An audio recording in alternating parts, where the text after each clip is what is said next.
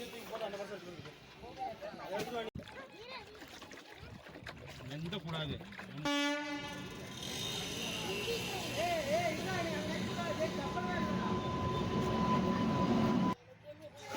நாம் நட்ராற்றீஸ்வரர் கோயில் வந்திருக்கோம். இந்த கோயிலோட சிறப்பு என்னன்னா, காவிரி ஆற்றுக்கு நடுவில் இந்த கோயில் அமைஞ்சிருக்கு. சுற்றியும் தண்ணி போயிட்டுருக்கும். நடுவில் பாறை மேலே இந்த கோயில் அமைஞ்சிருக்கு. ஈரோட்டிலேருந்து கரூர் போகிற வழியில் காங்கேயம்பாளையம் அப்படிங்கிற இடத்துல இந்த கோயில் அமைஞ்சிருக்கு.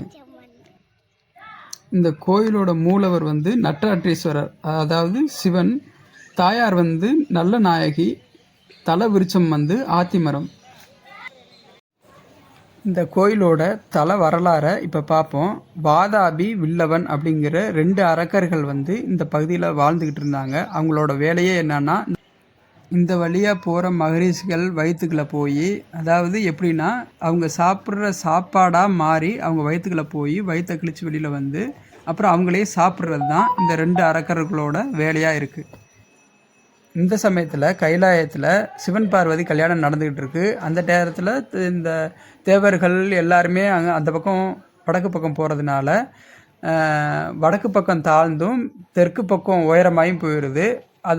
இதை சமன் செய்கிறதுக்காக அகஸ்தீஸ்வரர் தெற்கு பக்கமாக வந்துகிட்டு இருக்காரு. அப்படி வரும்போது இந்த அகஸ்தீஸ்வரரை கொல்ல நினச்சி வாதாபிங்கிற அரக்கன் வந்து மாம்பழமாக மாறிடுறான்.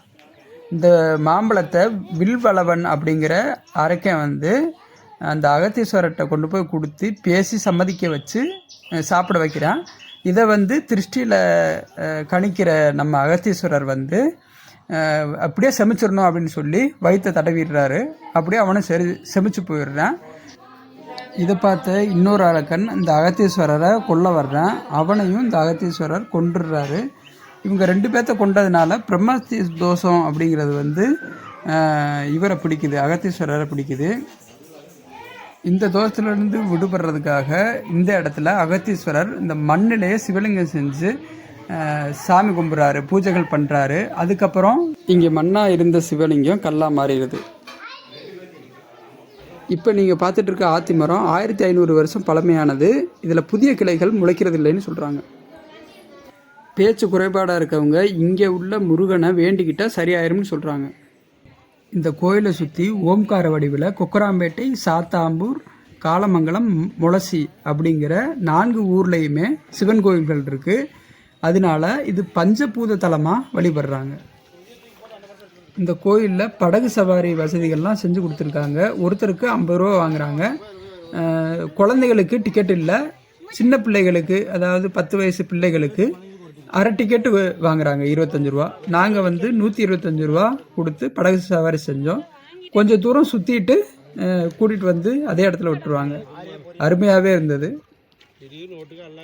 மார்கழி மாதம் திருவாதிரை அன்னைக்கு நடராஜர் பரிசலில் எழுந்தருள்வார். அவருக்கு வந்து அந்த அன்னைக்கு விசேஷ பூஜை நடத்தி ஆற்றுலே, காவிரி ஆற்றுக்குள்ளே கோயிலை சுற்றி வருவார்.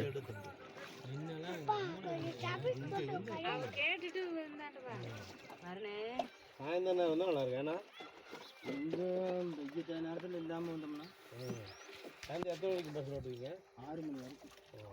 5 மணிக்கு வந்தோம்னா அதான் கைப்பற்றோம். அந்த இது பட்டம் துடுப்பு வந்து அப்படியே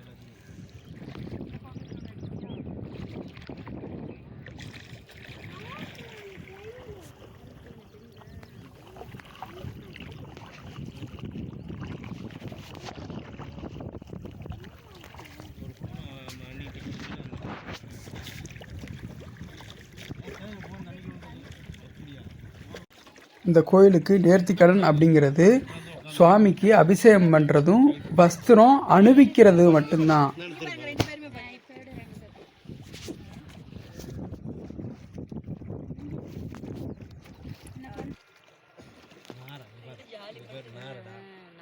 சத்தியாசிட்டிக்கிட்டே மாற்றினா அவங்க வேறு அங்கே இருக்காங்களா, அதை மாற்றி விட சொன்னாங்க. இப்போ ஏதோ விசேஷனால ஆமாம், அந்த கோயிலுக்கு வந்திருக்கோம். சித்திரை 1 சித்திரை 1 ஆண்டுகள் வந்து நம்ம இன்னைக்கு தான்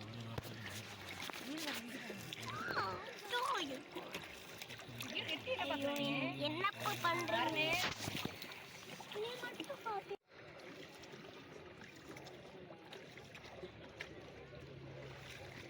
வந்துருச்சே. என்ன பாருங்க என்ன சொல்லு தண்ணி ஏதாவது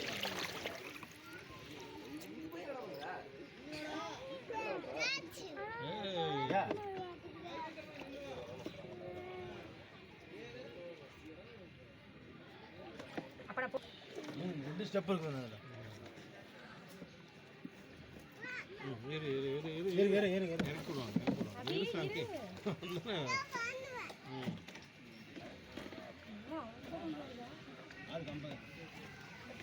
பயம் இல்லை அதுங்களுக்கு என்னன்னு தெரியுஞ்சா தானே எந்த இதே அப்படியே அக்கா கொடுக்குறோம், எனக்கு கொடுக்குறோம், உனக்கு வாங்கிட்டேன், ஒரு பாய்க்கு தான் வாங்கிட்டேன்.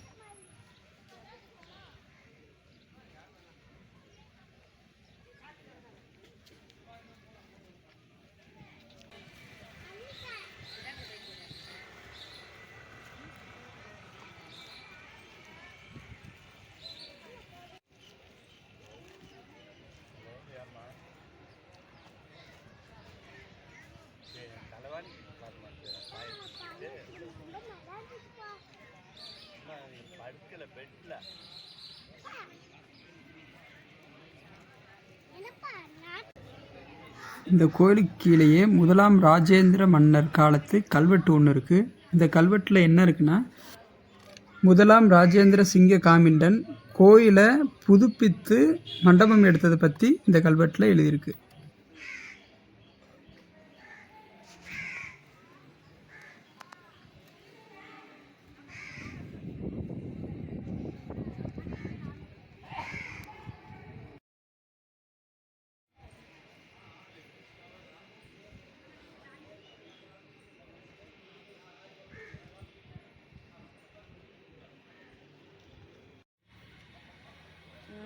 பயமான பயம் இல்லை அப்படி எனக்கு ராசி பயந்தேன் வேற ஒன்றும் இல்லை. டாட்டா சொல்லுமா? டாட்டாலாம் சொல்ல முடியாது. திருத்தாங்களே எப்படி போகும்?